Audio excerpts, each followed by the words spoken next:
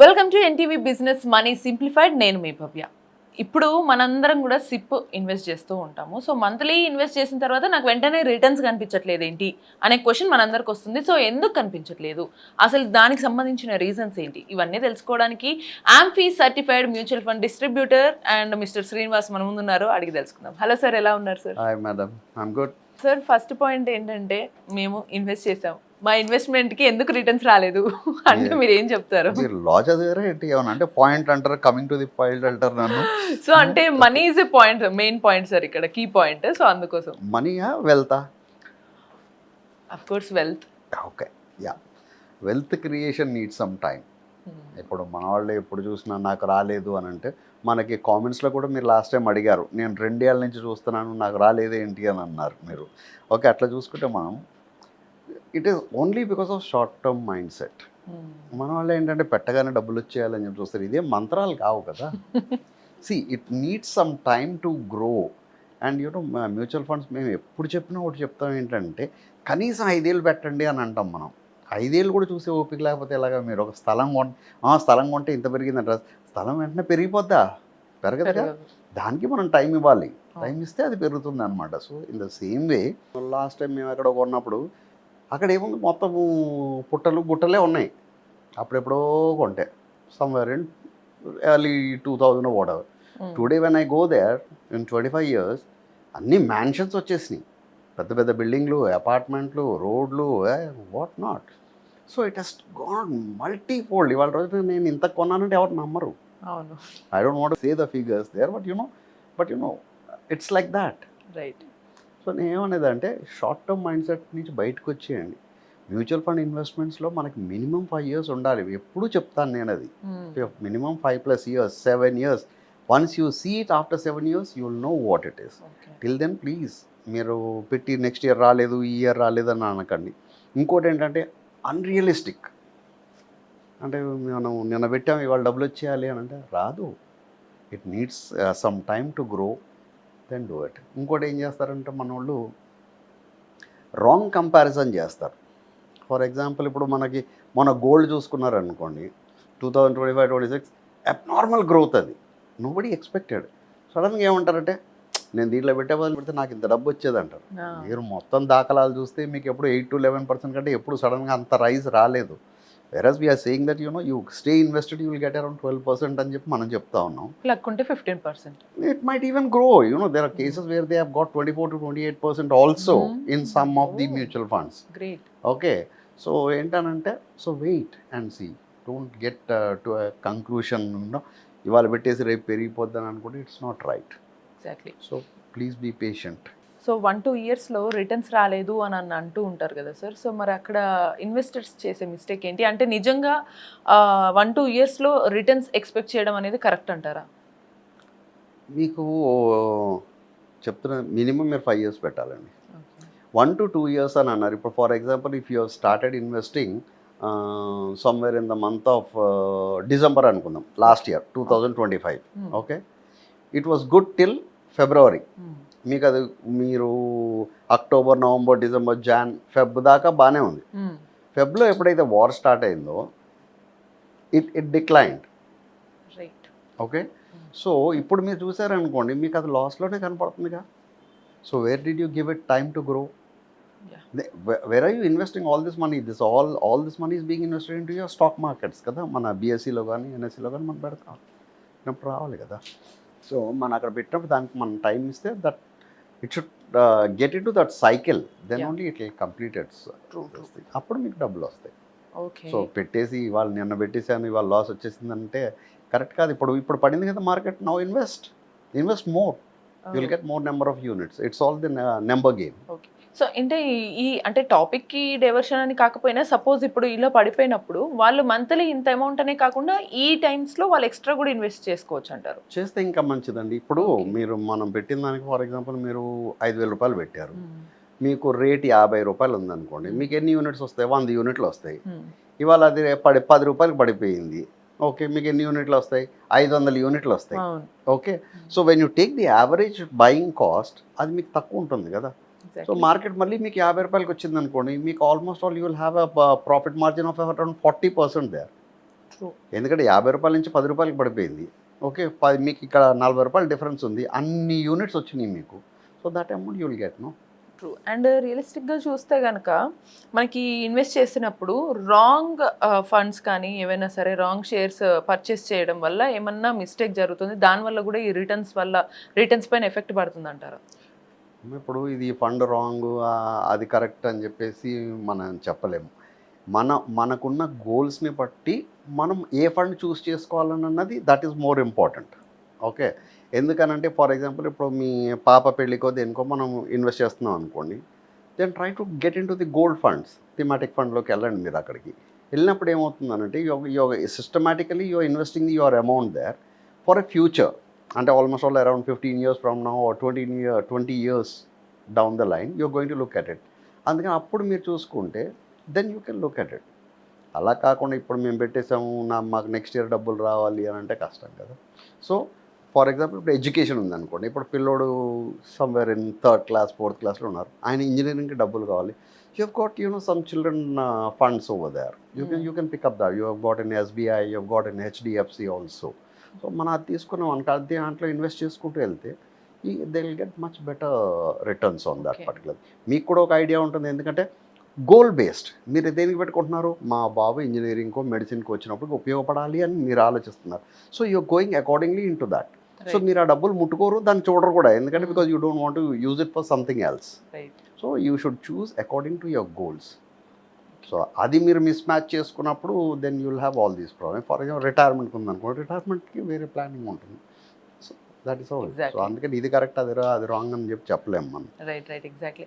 And ఇక్కడ మళ్ళీ returns ఎక్కువ వచ్చేస్తాయేమో అనే థాట్లో కూడా మల్టిపుల్ మ్యూచువల్ ఫండ్స్లో కూడా ఇన్వెస్ట్ చేస్తూ ఉంటారు, అది కరెక్టే అంటారా? దానివల్ల ఏమవుతుందమ్మా, మీకు మీరు మల్టిపుల్ దీంట్లో పెట్టుకుంటున్నారు, but you're diversifying. Over diversification is not correct. Okay. For example small, mid, large అని చెప్పి మీరు పెట్టారనుకోండి, okay you're categorising into different and the risk factors are different in that parameters of risk. అలా కాకుండా ఒకే ఫండ్లో మన వాళ్ళు ఏం చేస్తారంటే డిఫరెంట్ కంపెనీస్లో ఇన్వెస్ట్ చేస్తారు.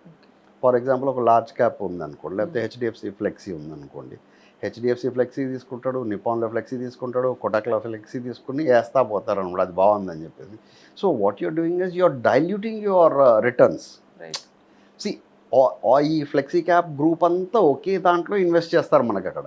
సో ఒక్కొక్క దగ్గర బాగా పెర్ఫామ్ చేస్తే ఒక్కొక్క దగ్గర పెర్ఫామ్ చేయదు. అలాంటప్పుడు ఏమవుద్ది, you're diluting your returns. Why?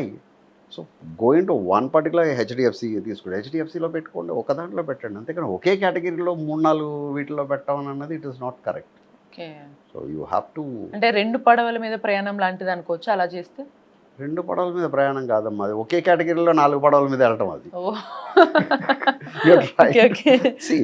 It is like you're saying ఈ కంపెనీలో ఇంత, ఈ కంపెనీలో ఇంత, ఈ కంపెనీలో ఇంత అని చెప్పేసి పెడుతున్నారు, but they all are the same group. For example నేను చెప్పినట్టుగా large cap, mid cap, small cap ఉంది. ఇప్పుడు ఫ్లెక్సీ క్యాప్లో తీసుకున్నాం, ఫ్లెక్సీ క్యాప్లో ఏమవుతుందంటే percentages of equity and debt are different. So వీళ్ళు ఏం చేస్తారంటే అందరూ కూడా అదే స్టాక్ మార్కెట్లో అదే రేంజ్లో పెడతారుగా.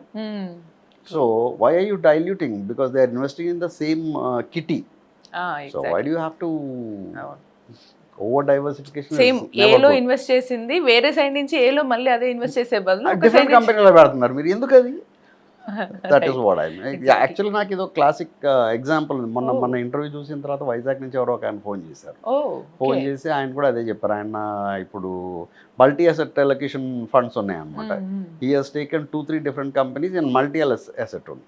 I asked him why did you do this అంటే, సార్ మాకు తెలిసిన వాళ్ళు చెప్పారు సార్, మా ఈ దీంట్లో బాగుంటుందని, ఇప్పుడు దే ఆర్ డూయింగ్ గుడ్ అని. అంటే సో మీకు అర్థం కాలేదంటే సేమ్ థింగ్ మీరు ఇన్వెస్ట్ చేస్తున్నప్పుడు సేమ్ గ్రూప్లో ఇన్వెస్ట్ చేస్తే ఎలా వస్తుందండి అని అన్న. అని అంటే లేదు సార్ తెలియలేదని. సో ఓకే ఏం చేయమంటారు అంటే అప్పుడు చెప్పాను 3 కంపెనీల్లో పెట్టాడు ఆయన. సార్ అవన్నీ మీకు ఏ ఒక్కటి కంపెనీలో మిగిలిన 2 తీసుకుని విత్డ్రా చేసేసుకుని తీసుకొచ్చి మీరు దీంట్లో పెట్టుకోండి సార్ అని అన్నా. అంటే ఎప్పుడు పెట్టాలండి అన్నది. సరేలేండి అని చెప్పి చెక్ చేస్తే దాంట్లో ఎగ్జిట్ లోడ్ ఉంది. So I called him up and told him, బాబు నువ్వు ఇంకో సంవత్సరం దాకా దాన్ని ఏం చేయలేవు, because there is an exit load. ప్రతి మనం ఇన్వెస్ట్ చేసినప్పుడు ఎగ్జిట్ లోడ్ కొన్ని రూల్స్ ఉంటాయి. So now if you withdraw it you're foregoing that 1%. So it's not good on my part to tell him to draw that. Right, exactly. And see, educating him is my job. So I told him, If you're interested in foregoing that 1%, draw and invest.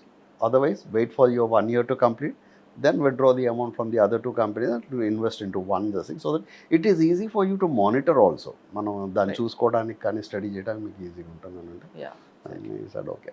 True sir. And మేజర్గా ఇంకొన్నిసార్లు కొంతమంది ఏంటంటే ఒకవేళ ఒకటే దాంట్లో invest చేసినా మనకి ఇట్లాంటి loss వచ్చినప్పుడు కానీ ఇటువంటి వార్ కండిషన్స్ వచ్చినప్పుడు లాస్ ఉంది కదా అని చెప్పేసి వెంటనే సెల్ చేస్తారు. So is that a good note అంటారు?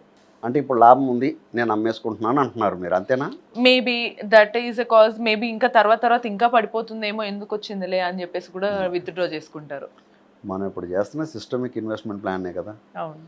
సో ఇప్పుడు ఈ రేట్ ఇప్పుడు ఇంతకంటే పడిపోద్ది అని అనుకుంటున్నారు మీరు కదా. ఇంతకుముందు చెప్పిన ఎగ్జాంపుల్ ఉంది కదా మీకు. మీరు 5,000 రూపాయలు పెడుతున్నారు, 50 రూపాయలు ఉందనుకోండి, మీకు 100 యూనిట్లు వచ్చినాయి. మీకు అది ఇప్పుడు 10 రూపాయలు పడిపోయింది అనుకోండి, మీకు 500 యూనిట్లు వచ్చినాయిగా. So why do want to stop it, why do want to sell it when you make a margin? ఇప్పుడు పడిపోయింది, ఐ యాక్సెప్ట్, మనకు కూడా లాస్ కనపడుతుంది మీకు. కానీ మీకు ఈ టైంలో మీరు ఇన్వెస్ట్ చేసుకున్నారు అనుకోండి, ఐఎమ్ నాట్ సెయింగ్ ఇంకా ఎక్కువ పెట్టండి అని కూడా చెప్పట్లేదు. మీరు అదే అమౌంట్కి మీకు ఎక్స్ట్రా యూనిట్స్ వస్తాయి. Exactly. So you are for going accumulating your units at a lesser price. మనం ఎంత తక్కువలో కొనుక్కుంటే మనకు అంత ఉపయోగపడుతుంది కదా. So keep investing. True. And మేజర్గా దీంతో పాటు మనము సిప్ కొంతమంది మధ్యలో స్టాప్ చేసేస్తారు. Whatever maybe the reasons. కొంతమందికి ఫైనాన్షియల్ సెట్ అవ్వకపోవచ్చు, కొంతమందికి ఎందుకులే ఇప్పుడు మార్కెట్ అటు ఇటుగా ఉంది కదా, ఎందుకు వచ్చిందిలే అని చెప్పేసి కూడా స్టాప్ చేస్తారు. సో ఇన్ ఎనీవే సిప్ మిడిల్లో స్టాప్ చేయడం అనేది కరెక్టా కాదా? మనం ఫస్ట్లో అనుకున్నట్టుగా మనకు ఒక గోల్ ఉంది. మీరు ఆ గోల్ని అచీవ్ అవ్వాలంటే అవతల పోస్ట్లోకి మీరు గోల్, మీ ఫుట్బాల్ వేయాలి అంటే మీరు ఇక్కడి నుంచి కంటిన్యూస్గా వెళ్తూ ఉండాలి. మీరు మధ్యలో ఆగారు అనుకోండి, వేరే వాళ్ళు ఎవరో వచ్చి బాల్ మీ గోల్ పోస్ట్ దగ్గర తీసుకెళ్ళిపోతారు. అంటే మేజర్ ఇంపాక్ట్ ఏముంటుంది సార్ అలా ఆపేయడం వల్ల? You don't acquire your wealth. Desired acquire wealth you will not corpus అనేది రాదంట. యా, అంటే మీరు ఒక్కొక్క ఎయిమ్ కోసం పెట్టుకున్నారు అది అవ్వదు కదా. You are being defeated in your wealth creation. Sir ఈ పోర్ట్ఫోలియో అనేది కూడా ఇంపార్టెంట్ అంటారు కదా. సో దాన్ని రెగ్యులర్గా రివ్యూ చేసుకోకపోవడం కూడా ఏమన్నా మిస్టేక్ అంటారా? అది ఎంత ఇంపార్టెంట్ అంటారు? మన పోర్ట్ఫోలియోని రివ్యూ చేసుకోవడం అన్నది చాలా ఇంపార్టెంట్. మన పెర్ఫార్మెన్స్ ఎలా ఉంది ఏంటి అని అన్నది చూసుకోవడం కూడా చాలా ఇంపార్టెంట్. మీరు పోర్ట్ఫోలియోని, మీ అసెట్ మేనేజ్మెంట్ని ఇటు నుంచి అటు నుంచి ఇటు చేయటం కూడా important. But it can't be done monthly, it can't be done in a year. నేను మీకు చెప్తా ఉన్నాను, మీరు కనీసం 5 years పెట్టాలంటే మీరు కనీసం 2.5 years పెట్టిన తర్వాత మీరు చూస్తే మీరు అనుకున్న రిజల్ట్ దిక్కు మీరు వెళ్తున్నారా లేదా అని అన్నది మీకు కనపడుతుంది. ఓకే, వితౌట్ దాట్ మీరు ఇప్పుడు ఫర్ ఎగ్జాంపుల్ మన వాళ్ళు ఏం చేస్తారంటే, ఇప్పుడు చూడంగానే ఓకే ఇప్పుడు ఇది ఎక్కువ పెరగట్లేదు, గోల్డ్ పెరిగిపోతుంది అని చెప్పేసి ఇది విత్డ్రా చేసి అది గోల్డ్లో పెట్టేస్తూ ఉంటాడు. సో ట్రెండ్ని ఫాలో అవుదాం అని చెప్పి చూస్తూ ఉంటారు, విచ్ ఇస్ నాట్ కరెక్ట్. ఇప్పుడు మీరు చూసుకుంటే లాస్ట్ వీక్లో మీకు గోల్డ్ రేట్స్ ఇవన్నీ పడినాయి అంటే మరి అప్పుడు మీకు లాస్, మీరు ఇక్కడ వచ్చేది పోయింది, అక్కడ వచ్చే లాస్, ఇంకా లాస్ కూడా పర్చేస్ చేస్తున్నారు, which is not correct. No, exactly. So portfolio చూసుకోండి, తప్పకుండా ఇచ్చేయండి, మన పెర్ఫార్మెన్స్ ఎలా ఉందో అని చూడండి, రీబ్యాలెన్స్ చేసుకోండి. We spoke about rebalancing also earlier, ఎలా చేయాలి అని. సో రీబ్యాలెన్స్ చేసుకోండి, ఎప్పుడు మార్చాలనేది. Speak to your financial adviser who can help you out much better. That's how you have to do it. But anyhow ఒక ఫైనల్ అడ్వైస్ మన viewers or ఇన్వెస్టర్స్కి ఇవ్వాలంటే ఏమి ఇస్తారు? No emotional investments. దాని తర్వాత మన వాళ్ళు ఇప్పుడు ట్రెండ్ సెట్టింగ్ కోసం ఏంటంటే బంగారం కొందామా, ఇది కొందామా అని చెప్పేసి, ఇప్పుడు బంగారం హైప్ వెళ్ళిపోతుందని చెప్పేసి అది కొంటా అని చూస్తారు. ఓకే, దాని తర్వాత మార్కెట్ ఇప్పుడు పడిపోతుంది కాబట్టి నేను ఇప్పుడు ఇన్వెస్ట్ చేయను, నేను తర్వాత ఇన్వెస్ట్ చేస్తాను అని అంటారు. Volatility is the nature of the market. That is the place where you make some money. మీకు మార్కెట్లో ఒడిదుడుకులు ఉన్నప్పుడే మీరు డబ్బులు చేసుకోగలరు, అంతేగాని మార్కెట్ సాఫీగా ఉంటే మీకు డబ్బులు ఎక్కడ వస్తాయి? మీరు పెట్టినట్టుగానే ఉంటుంది కదా. మీకు బీఎస్సీ ఎప్పుడైతే స్టార్ట్ అయిందో 100 points స్టార్ట్ అయింది, ఇవాళ ఎక్కడుంది? 75,000 దాకా ఉంది అది. Okay, so you have to look at that. దాని తర్వాత మీ పోర్ట్ఫోలియోని మీరు యాన్యువల్లీ ఒకసారి రివ్యూ చేసుకోండి, ఎలా ఉంది ఏంటి అని చెప్పేసి. That's it. Be cool. And of course we know that mutual funds సహే and mutual funds are subjected to market risks అనమాట. సో అదే మనకు చెప్తుంది సిప్ అనేది మనకు ఆపొద్దు అని. సో సిప్స్ అనేవి కంటిన్యూ చేసుకుంటూ వెళ్తేనే కాన్స్టెంట్గా కన్సిస్టెంట్గా మనం ఇన్వెస్ట్ చేస్తూ వెళ్తేనే మనం అనుకున్న రిటర్న్స్ మనకు వస్తాయి. లేకపోతే of course we have to face loss. So ఇటువంటి మరిన్ని ఇంట్రెస్టింగ్ అండ్ ఇన్ఫర్మేటివ్ వీడియోస్ కోసం కీప్ వాచింగ్ NTV బిజినెస్.